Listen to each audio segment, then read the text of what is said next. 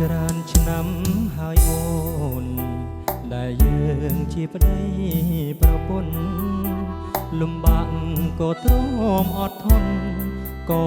ពួកយើងមិនដែលចោលគ្នាបានប្តីអ្នកក្រ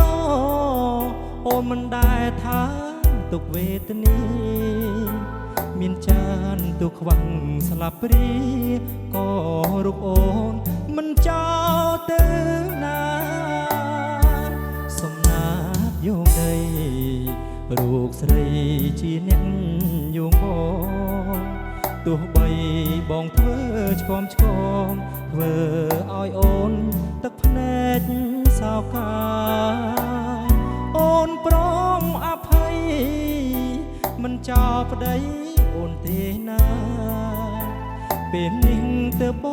ងដឹងថាគឺរូបអូនជាកម្លាំង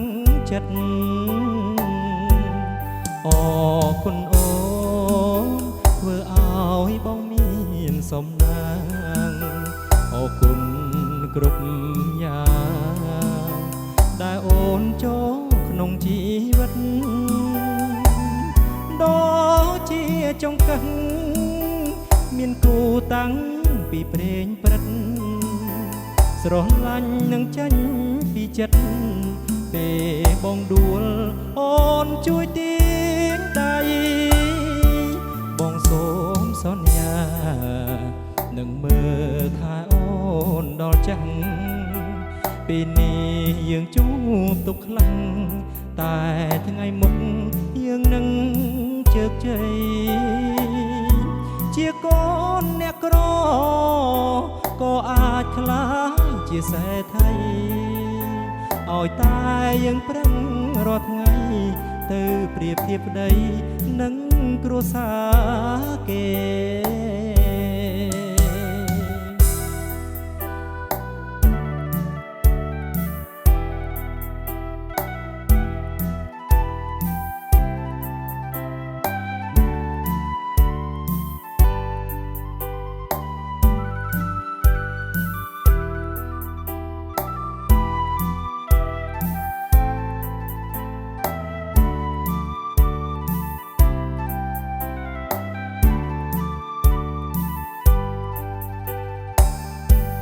អ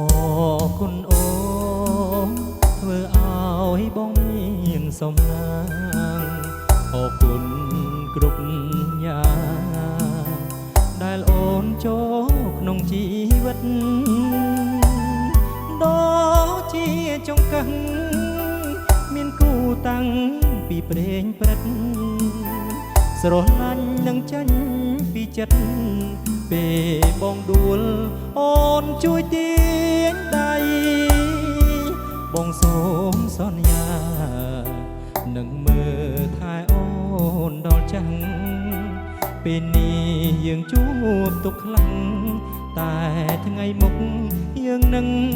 ជោគជ័យជាកូនអ្នកក្រក៏អាចខ្លាចជាសេដ្ឋី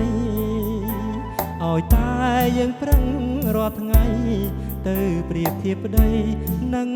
គ្រួសារគេ